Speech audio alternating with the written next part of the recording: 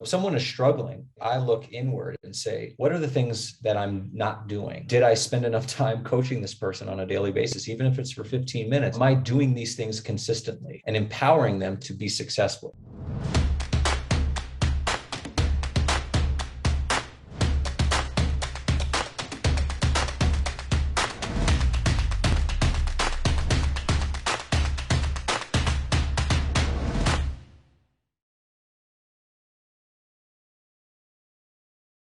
My sales philosophy is, when I think about enterprise sales and the full cycle, um, I think about a philosophy of acting like a CEO, someone who approaches their business as if they owned the business. And that, there's a lot to unpack there, right? But it's taking accountability, it's being responsible, it's thinking about the customer at the center. It's being a student of the customer's business and the industry. It's coming to all conversations with a point of view, always trying to add value in every single interaction, whether it be live, via email, a text. There's always points of value. But at the end of the day, in terms of a sales philosophy, it's really about this sort of CEO mindset, and sort of owning your business. From that, I'll probably dissect and tell me if I'm wrong, that as a rep, you're in control of your number and your outcomes. Correct. You are in control of your number. You are in control of your outcomes. When you need help, you act as we say, a quarterback, where you pull in the people, the resources that can help you add value along the sales cycle. But at the end of the day, this is your field, this is your deal. And it's on you, obviously, to sort of get it over the finish line. But it's something that it's something I think about a lot in terms of how we hire people. So the type of people we want on the team, the type of models that we want on the team. And again, it's a certain mindset. When you don't have the mindset, you struggle. You can definitely tend to struggle because sometimes it's just looked at as another job, or you can just be sort of complacent about things and let things just kind of pass by. But when you think like an owner, you are in full control. You know what needs to get done. You set goals for yourself every single day, and you're adding value to the relationship you're trying to build with the external customer. Yeah, that's great. I'm actually really glad you mentioned this, because I've been thinking about it for myself recently. So a very open question, Josh. Not saying anything is Bible here, but the interesting thing for me here is absolutely by what you say, we're in control of our number, of what we do, of our outputs, our inputs, and what happens. We have to take ownership for things to be better. At the same time, it's an interesting thing for a leader, because if we have various reps and they're not hitting their number, or if there's a problem in some part of our sales process, at some point that's owned by the leader too. So I'm really interested to hear from you how you dissect those two parts of ownership as a sales leader. What ownerships you take on board, and when we know it's appropriate to tell a rep that there's something they're not doing, and when we know it's appropriate to be transparent that there's something bigger going on here. Yes, there's a lot to unpack there. I think at the end of the day with reps, especially when you hire new reps, it's important to establish a precedent, a foundation with them, especially around ownership and accountability and responsibility. And so there's an exercise that I do around this sort of did I mentality, right? And so it's a checklist. And if you are struggling and you're the rep, you go through the checklist. Did I make the calls I was supposed to make every single day? Did I send the number of emails? Did I read up? Did I study? Did I reach out to people internally? And then the leader, myself, would also have its checklist. So if someone is struggling, I look inward and say, what are the things that I'm not doing? Did I spend enough time coaching this person on a daily basis, even if it's for 15 minutes, and just say, hey, I watched this gong call and I heard you say something like this.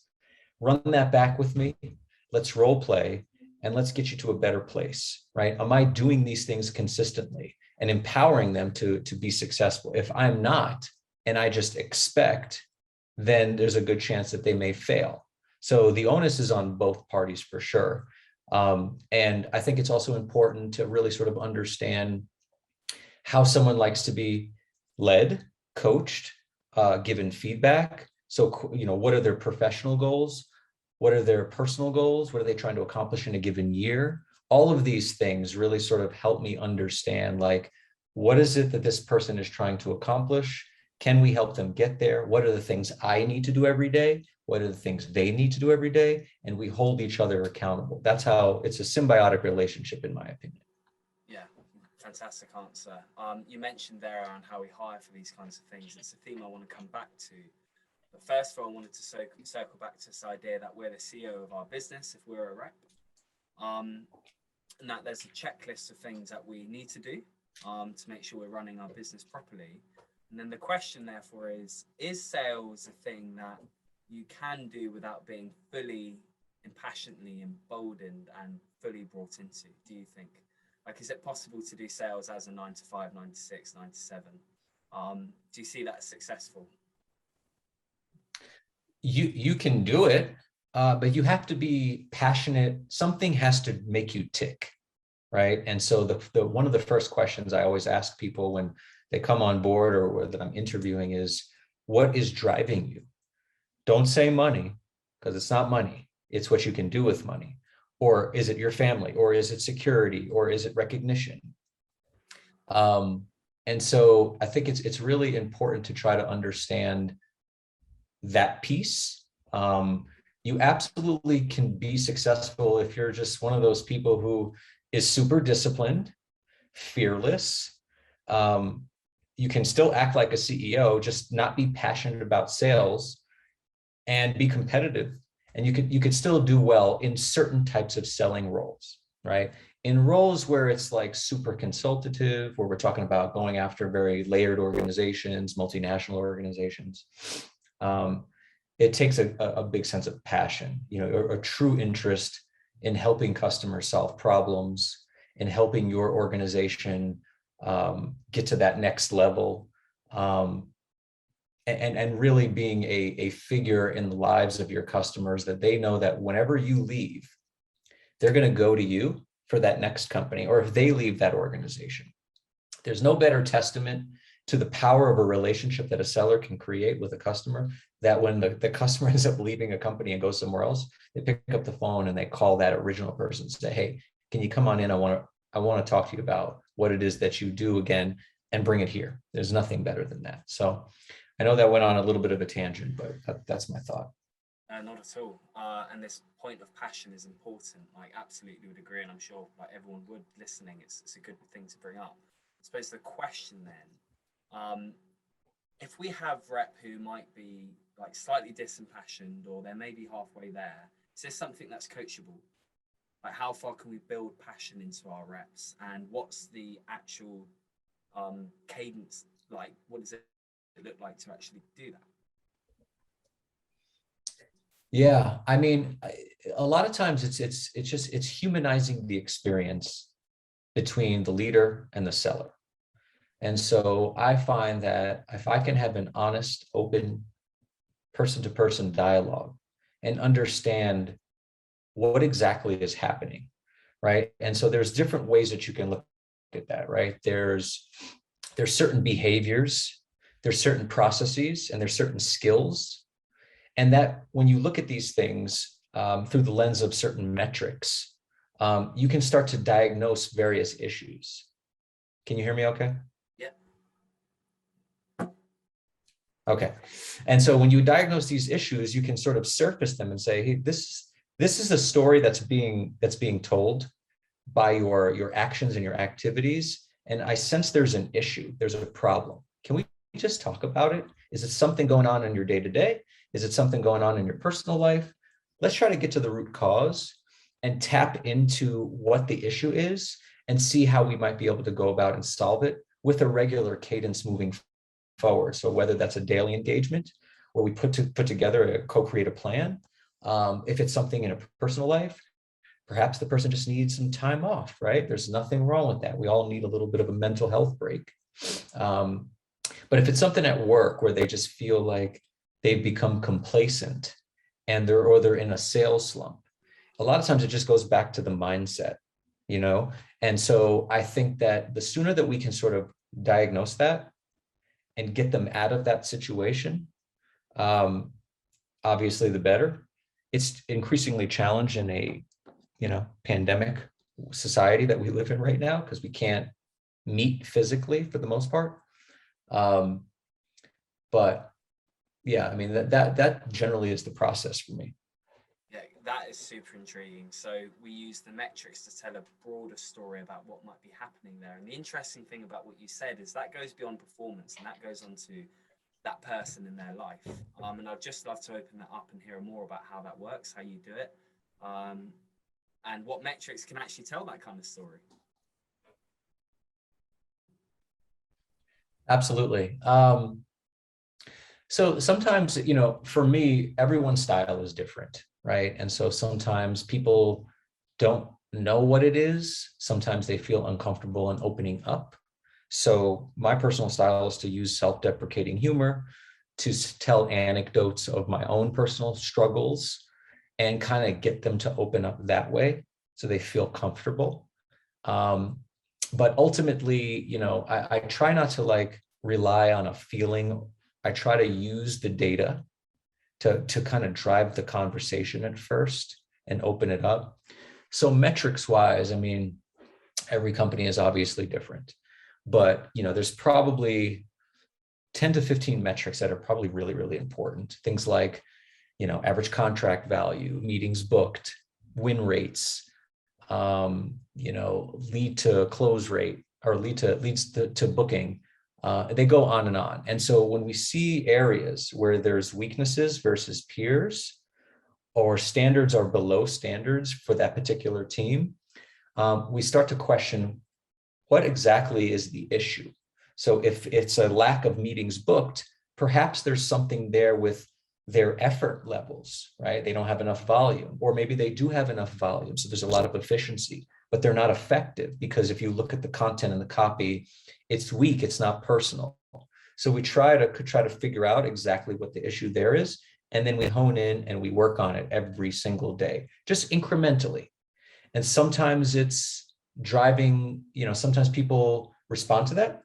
Certain people who are super competitive and winning, who really get bent out of shape about that, you got to do some fun stuff. Hey, let's take these 5 accounts. I'll take your 5 accounts, and let's try to book as many meetings by the end of the month. Whoever books the most meetings for your book of business buys another person a steak dinner. And so that person gets fired up and they're like, oh, I want a steak dinner, right? So it's really just tapping into like what's going to drive that person. And then, as you know, once they start to see the momentum, the wind is at their back, the confidence level is through the roof, they're in a different place, right? And that's like one of the best feelings, to see the inflection point in someone. I love when I see that. Very satisfying as a leader. Mm-hmm. Okay. I actually love that you bring this up. We're talking about having a unique or personal view on reps and their data, because it's easy to see where the team or business is tracking. Understanding how an individual is tracking is much more difficult, and it's something that many folks in the community actually find challenging because of time, because of muddling through the data, all sorts of reasons. Josh, so for you, what's some real practical tips and people can get personal with data so that reps listen to it and they care, because it's about them and not about everyone else? Yeah. It's first of all, it's about setting expectations, right? So, as we embark on this relationship at this organization, we are very data driven, right? The data doesn't lie. So the data is going to facilitate conversations moving forward, Mr. or Miss Rep. And so we're going to use that on a regular cadence, either on our one-on-ones or our coaching sessions, or our professional development sessions. We're going to use that information. And we empower them with the tools. So obviously we want to make sure that our CRM is front and center, and they're able to see very cleanly the dashboards, the leaderboards, how they're tracking versus their peers. So when we're having conversations, we're looking at the same data, and where it's not like I'm pulling it out of nowhere. They know exactly how they're doing day to day. So it's just me soliciting the information or the feedback from them as to why this might be the case. And then how can we work together to solve the problem, or at least get incrementally better? At the end of the day, it's like, there's so many ways that we can tell this story, but like, it's not necessarily about the goal or the results or hitting the quota. Me personally, my philosophy really is, what are you doing every single day? How are you getting 1% better every single day? And so, for example, if you don't prospect every day, where that's where you make your money, for an entire month, you will likely screw up the next 3 months of potential deals, right? So if you're not doing that every day and holding yourself accountable, why are you here, right? That's the only reason we're here. And so it's just, it's for me, it's about the process and finding people that love the process. It could be sports, right? If you practice, if you were a lacrosse player, you play football or something, it's not necessarily if you went to a top school or you went to the NFL or something, or a Major League Soccer. It's about the process of getting better every single day. And so that's what we try to do on our team. Yeah, so we're not attaching to the outcomes. We're talking about the behaviors that drive the outcomes. Exactly. That's what it's about. All that stuff will come if you're doing the right stuff every day. Joe, music's to my ears. Absolutely love this. So final question for you, Josh. If you're in a room of the best sales leaders in history, what would you ask them?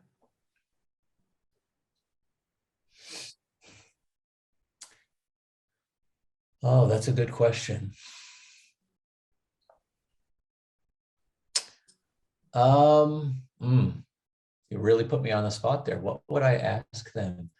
I would ask them, I always want to understand challenges, right? Because there's challenges I face today versus in current state versus challenges I may face as in the future state that are going to be completely different, especially as we move upwardly mobile. And so I always try to understand, like, what was one of your biggest challenges as a sales leader at a particular company? Walk me through that and how you overcame it. That I want to understand the process. And that just allows me to sort of learn through osmosis, but to sort of absorb the answers and then keep them locked in to my little tool chest, so that if and when something comes up that's similar, I can sort of go back into my little chest and say, oh, this is how I might want to handle it based off of that answer.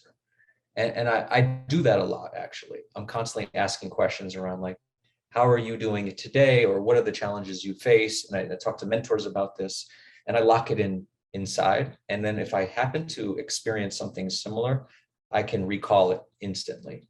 And it's been very helpful. That's probably off the top of my head what I would ask. Awesome. It's awesome. It's almost that idea that if we can reuse something someone else has used, rather than iterating or reinventing the wheel straight away, yeah, we're going to be closer to our mark than if we made it up on the spot, kind of thing. Yeah. Of course. This isn't rocket science, right? It's just, there's no reason to reinvent the wheel. There's so many amazing people that have done it before us. So how can we just apply what they've done and adapt it to our particular situation, and then continue to build on it, right? That's a great model.